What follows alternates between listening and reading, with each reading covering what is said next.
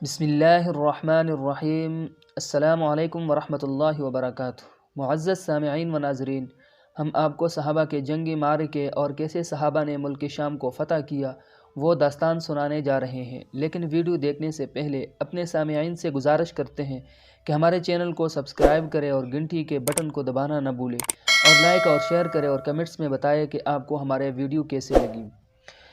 جس وقت دوسرا روز ہوا، مسلمانوں نے لشکر کو آراستہ کیا۔ اہل دمشق بھی تیار ہو کر نکلے۔ آج رومیوں کی کمان بادشاہ کے داماد توما نامی سردار کے ہاتھ میں تھی، جو ایک معتمد افسر تھا۔ جس وقت رومی میدان جنگ میں آئے تو حضرت خالد رضی اللہ تعالیٰ عنہ نے حضرت ابو عبیدہ سے کہا کہ اس قوم کے دل میں مسلمانوں کا رعب بیٹھ چکا ہے۔ کل یہ اچھی طرح ذلیل اور خوار ہو چکے تھے، نیز ان دو سرداروں کی گرفتاری نے انہیں کمزور بھی کر دیا ہے، پس ہمیں چاہیے کہ ہم اور آپ ان پر ایک متفقہ حملہ کر دیں۔ آپ نے جواب دیا کہ بہت بہتر ہے، میں تمہارے ساتھ ہوں۔ مسلمانوں نے متفقہ طور پر زور سے تکبیر کی آواز بلند کی۔ ان کی تکبیروں سے تمام علاقہ گونج اٹھا۔ تکبیر کے ساتھ ساتھ حملہ کیا، اور رسول اللہ کے اصحاب نے اس زور شور کے ساتھ حملہ کیا کہ دشمن کے دانت کٹے کر دیے۔ کفار ذلیل و خوار ہوئے، اور دوست اپنے مولا سے سرخرو ہو کر نشہ جہاد میں مست راضی برضائے جبار ہوئے۔ عامر بن طفیل کہتے ہیں کہ اس حملہ میں ہمارے ایک ایک آدمی نے 10 رومیوں کو تیغ کیا۔ لڑائی کو ابھی 1 گھنٹہ ہی گزرا تھا کہ دشمن کے پیر اکھڑ گئے۔ ہم نے دیر سے باب شرقی تک تعاقب کیا۔ اہل دمشق نے جس وقت اپنے لشکر اور سپاہیوں کی بزدلی دیکھی، شہر کا دروازہ بند کر دیا کہ ایسے کم ہمت سپاہی اندر نہ گھسنے پائے۔ قیس بن حبیرہ کہتے ہیں کہ ہم نے دروازے پر پہنچ کر بعض کو قتل اور بعضوں کو گرفتار کیا اور اپنے مقام پر لوٹ آئے۔ یہاں آ کر حضرت خالد بن ولید نے حضرت ابو عبیدہ بن جراح رضی اللہ تعالیٰ عنہ سے کہا کہ میرے رائے ہے کہ میں بابی شرقی کا محاصرہ کر لوں اور آپ بابی جابیہ کو محاصرہ میں لے لیں۔ آپ نے کہا واقع تمہارے رائے بہت زیادہ صائب ہے۔ حجاز، یمن، حضرموت، ساحل عمان، طائف اور حوالی مکہ معظمہ سے حضرت ابو عبیدہ کی سرگردگی میں جو فوج آئی تھی، اس کی کل تعداد 37,000 تھی، اور حضرت عمرو بن عاص کے زیر کمان فلسطین کے مقام پر 9,000 سوار اور حضرت خالد بن ولید کی ماتحتی میں 1500 جوان عراق سے یہاں آئے تھے۔ اس لیے تمام مسلمانوں کی فوج کی تعداد علاوہ اس فوج کے جو حضرت عمر بن خطاب رضی اللہ تعالیٰ عنہ نے اپنے زمانہ خلافت میں برتی کی تھی، اور جس کا ذکر انشاءاللہ تعالیٰ اپنے موقع پر آئے گا، کل 47,500 تھی۔ اس میں نصف حضرت خالد بن ولید رضی اللہ تعالیٰ عنہ نے اپنے ہمراہ لے کر بابی شرقی کا محاصرہ کیا، اور نصف حضرت ابو عبیدہ کے ساتھ رہی، جس سے انہوں نے بابی جابیہ پر پڑاؤ کیا۔ اہل دمشق نے جس وقت یہ حالت دیکھی، نہایت درجہ مرعوب ہو گئے۔ پھر حضرت خالد بن ولید نے کلوس اور عزازیر کو طلب فرما کر ان کے سامنے اسلام پیش کیا، مگر کم بختوں نے چونکہ انکار کر دیا تھا، اس لیے آپ نے حضرت زرار بن ازور کو حکم دیا کہ انہیں قتل کر دیا جائے۔ چنانچہ انہوں نے ان کو موت کے حوالے کر دیا۔ حضرت زرار بن ازور نے عزازیر کو اور حضرت رافع بن عمیرہ الطائی نے کلوس کو قتل کیا تھا۔ جس وقت اہل دمشق کو ان کے قتل کی خبر پہنچی تو بادشاہ ہرقل کے پاس ایک خط اور اپنی ہزیمت اور دونوں جرنلوں کے قتل پر مشتمل لکھا۔ نیز ان میں یہ بھی تحریر تھا کہ اہل عرب نے باب شرقی اور جابیہ کا محاصرہ کر رکھا ہے، اور وہ ماں اپنے عورتوں اور بچوں کے یہاں آئے ہوئے ہیں۔ اکثر زرخیز علاقے اور شہر فتح کر لیے ہیں۔ ہماری یا تو خبر لیجئے، ورنہ ہم شہر کو ان کے حوالے کرنے پر مجبور ہوں گے۔ قاصد کو یہ خط دے کر رات کے وقت ایک رسی میں باندھ کر شہر پناہ کی دیوار سے اتار دیا۔ ہرقل اس وقت انطاکیہ میں مقیم تھا۔ جس وقت یہ خط پڑھا، رونے لگا، ہاتھ سے خط پھینک دیا، اور اعیان مملکت کو جمع کر کے اس طرح مخاطب ہوا: یا ابن اسفر، میں نے تمہیں پہلے ہی ان عربوں کی طرف سے متنبہ کیا تھا، ان کی بہادری سے شروع ہی میں ڈرایا تھا، اور اول ہی خبردار کیا تھا کہ ایک نہ ایک دن یہ لوگ ضرور میری اس تاج و تخت کے مالک ہوں گے۔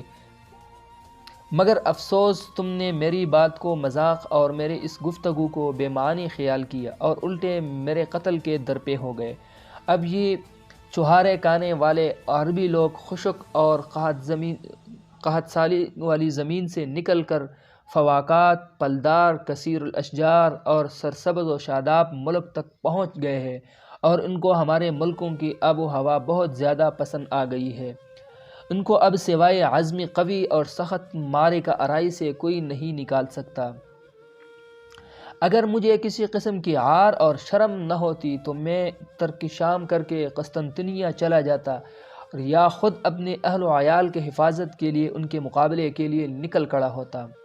ارکان سلطنت اور اعیان مملکت متفق اللسان ہو کر کہنے لگے، اے اہل عرب کی جارحانہ حالت ابھی اس حالت کو نہیں پہنچی کہ حضور بنفسی نفیس خود میدان کارزار میں تشریف لے جائیں، بلکہ والی حمص وردان نامی کو، جو ہم میں سب سے زیادہ بہادر اور فنون حرب میں ہم سب سے زیادہ ماہر ہے، نیز عسکر فارس کے مقابلے میں جبکہ اہل فارس نے ہم پر چڑھائی کی تھی، جناب خود اس کی شجاعت دیکھ چکے ہیں، مقابلے کے لیے روانہ کریں۔ بادشاہ نے والی حمص کو بلا کر مقابلے کے لیے کہا۔ وردان والی حمص نے جواب دیا کہ اگر مجھے آپ کی ناراضگی اور غصہ کا خوف نہ ہوتا تو میں اہل عرب سے لڑنے کے لیے کبھی بھی تیار نہ ہوتا، کیونکہ آپ نے مجھے تمام امرائے روم کے پسی پشت ڈال دیا اور ہر ایک سردار سے آخر میں رکھا۔ بادشاہ نے کہا، تمہارے مؤخر رکھنے اور سب کے بعد اس کام کے واسطے تجویز کرنے میں میری یہی مصلحت تھی کہ دراصل تمہیں میری تلوار اور پشت پناہ ہو۔ تمہیں چاہیے کہ فی الفور اس کام کے لیے تیار ہو جاؤ۔ میں 12,000 رومیوں پر تمہیں سردار مقرر کرتا ہوں۔ جس وقت بالا بکہ کے مقام پر پہنچو تو جو لشکر اجنادین کے پڑاؤ پر موجود ہے اسے ارض البقاء اور جبال سودا پر متفرق طور سے متعین کر کے یہ حکم دینا کہ وہ عمرو بن عاص کے کسی فرد کو خالد بن ولید کے لشکر میں شامل نہ ہونے دے۔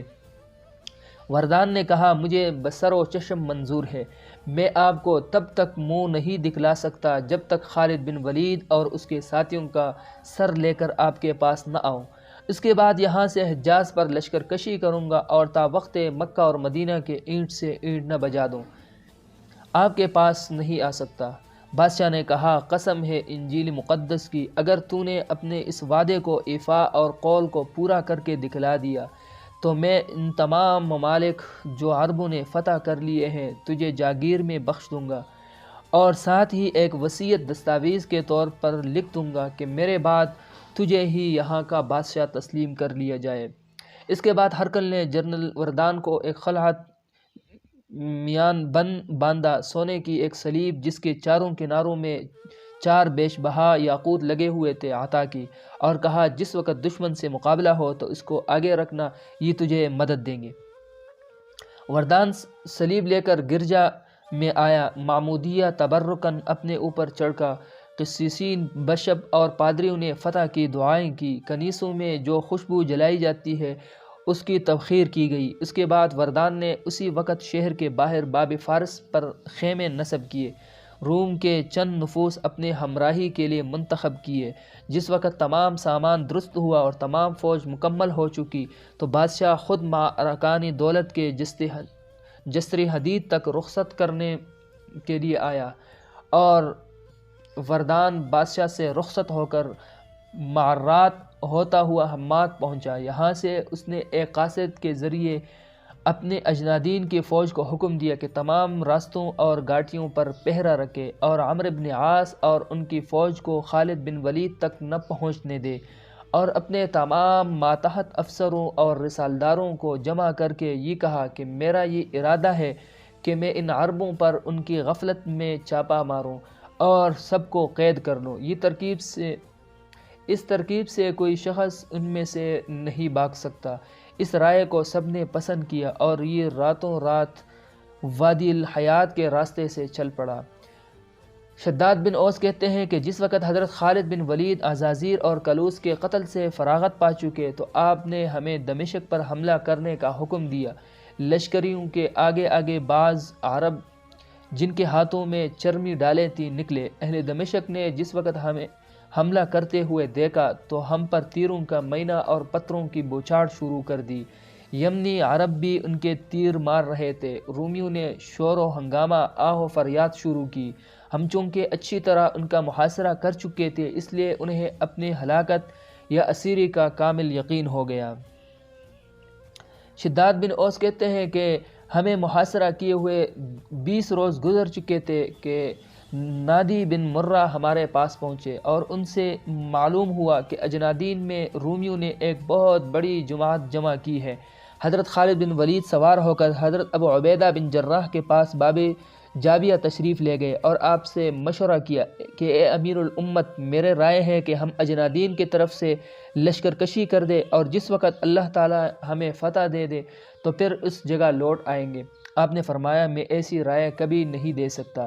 حضرت خالد بن ولید نے کہا کیوں؟ آپ نے جواب دیا اس لیے کہ ہم نے اہل دمشق کو ناکوں چنے ابھی اچھی طرح چبوا رکھے ہیں اور محاصرہ میں پوری طرح سے ان کو لے رکھا ہے، جس کی وجہ سے ان کے دلوں میں رعب بیٹھ چکا ہے۔ اگر اب ہم یہاں سے کوچ کر گئے تو یہ فرصت پا کر رسد جمع کر کے اثر نو قوت پکڑ لیں گے اور پھر مشکل ہوگا کہ ہم اس جگہ آ سکیں۔ لہٰذا میرے رائے میں مناسب نہیں ہے کہ ہم یہاں سے بالش بر بھی سرکیں۔ حضرت خالد نے یہ سن کر جواب دیا کہ میں آپ کے رائے اور حکم سے سر متجاوز نہیں کر سکتا۔ آپ گھوڑے پر سوار ہو کر باب شرقیہ پر تشریف لائے۔ دستوں کے افسروں کو حکم دیا کہ وہ اہل دمشق پر اپنی طرف سے سختی کے ساتھ حملہ کرے اور آپ نے بذات خود باب شرقی کی طرف سے حملہ کیا۔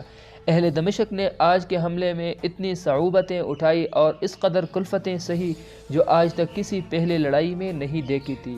سپہ سالار اعظم خالد بن ولید مسلمانوں کو جنگ کی ترغیب دیتے، خود حملہ کرتے اور حسب ذیل اشعار رضیہ اشعار پڑھتے جاتے۔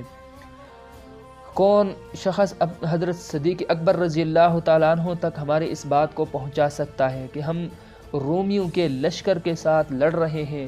اللہ تعالیٰ نے منع فرمایا ہے مگر یہ کہ میں کافر کی جماعت کو توڑ دوں اور اپنے نیزے کی پیاس رومیوں کے سرداروں کے خون سے بجھاؤں۔ بہت سے مقتول ابھی زمین پر ڈال دوں گا اور بہت سے دوست اپنے دوستوں کو روتے پھریں گے۔ مسلمان رزم کو بزم سمجھ کر بڑھ بڑھ کر حملہ کرتے مگر رومی چونکہ قلعہ میں بنتے۔ اس طرح حملوں اور محاصرے میں 21 روز گزر گئے۔ رومیوں کا حال بد سے بدتر ہو گیا۔